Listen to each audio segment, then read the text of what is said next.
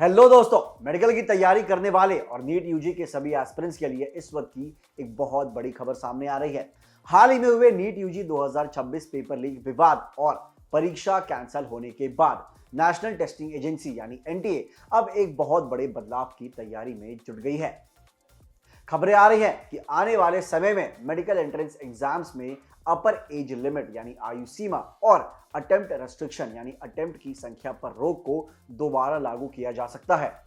केंद्र सरकार और एनटीए इस पर गंभीरता से विचार कर रहे हैं। आज के इस वीडियो में हम आपको पूरी डिटेल में बताएंगे कि आखिर एनटीए ये कदम क्यों उठा रहा है, पार्लियामेंट्री कमेटी में क्या बातें हुई और इससे आपके भविष्य पर क्या असर पड़ सकता है। चलिए दोस्तों, सबसे पहले जानते हैं कि आखिर ये बात सामने कहां से आई।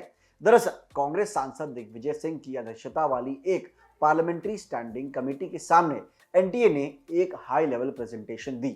इस मीटिंग के दौरान काफी बहस भी हुई क्योंकि बीजेपी के सांसदों ने इस घटना के लिए पेपर लीक शब्द का इस्तेमाल करने से आपत्ति जताई।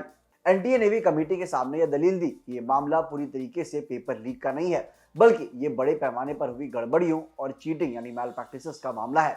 लेकिन विवाद चाहे जो भी हो, सच्चाई ये है कि 3 मई को हुआ मेन एग्जाम पूरी तरीके से कॉम्प्रोमाइज हो गया था, जिसके बाद इसे कैंसिल करना पड़ा और अब 21 जून को इसकी रीटेस्ट होने जा रही है। इस पूरे सिस्टम को सुधारने के लिए सरकार ने डॉक्टर के राधाकृष्णन की अध्यक्षता में एक हाई लेवल कमेटी बनाई थी। इसी कमेटी की सिफारिशों को लागू करने के लिए एनटीए ने 3 बड़े लॉन्ग टर्म मेजर्स यानी लॉन्ग टर्म प्लान्स के बारे में बताया है। पहला बड़ा बदलाव यह है कि पेन एंड पेपर यानी ऑफलाइन मोड को धीरे धीरे खत्म करके कंप्यूटर बेस्ड टेस्टिंग यानी सीबीटी यानी ऑनलाइन एग्जाम की तरफ बढ़ा जाएगा।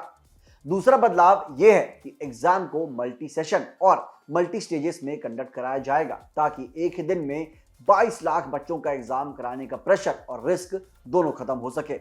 और तीसरा सबसे बड़ा बदलाव यह है कि छात्रों के लिए नंबर ऑफ अटेम्प्ट्स को फिक्स करना और एक अपर एज लिमिट सेट करना। अगर फिलहाल के नियमों की बात करें तो अभी नीट यूजी में शामिल होने के लिए मिनिमम एज 17 साल है, लेकिन अधिकतम उम्र यानी अपर एज लिमिट की कोई भी सीमा नहीं है। साथ ही कोई भी स्टूडेंट जितनी बार चाहे उतनी बार ये एग्जाम दे सकता है, लेकिन एक्सपर्ट्स का मानना है कि इस अनलिमिटेड छूट की वजह से ड्रॉपर कल्चर बहुत ज्यादा बढ़ गया है। छात्र सालों साल एक ही एग्जाम की तैयारी में बिता देते हैं। यूपी मेडिकल यूनिवर्सिटी के vice chancellor doctor Ajay Singh ने भी इस कदम का स्वागत किया है।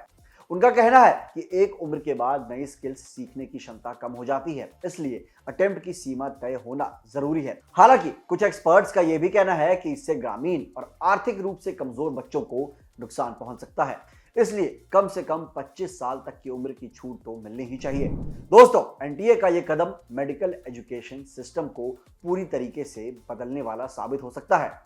सरकार का मानना है कि इससे परीक्षाओं में पारदर्शिता आएगी और धांधली बहुत हद तक रुक भी जाएगी। लेकिन इस फैसले पर आपकी क्या राय है? क्या नीट एग्जाम में अटेम्प्ट्स और एज लिमिट लगना सही फैसला है या इससे छात्रों को ही नुकसान होगा? हमें कमेंट सेक्शन में अपनी राय जरूर बताएं और अगर आपको यह वीडियो इंफॉर्मेटिव लगी हो तो इसे लाइक करें, इस पर कमेंट करें और इसे अपने दोस्तों के साथ शेयर करें जो री एग्जाम के लिए जा रहे हैं। मिलते हैं अगली वीडियो में। जय हिंद।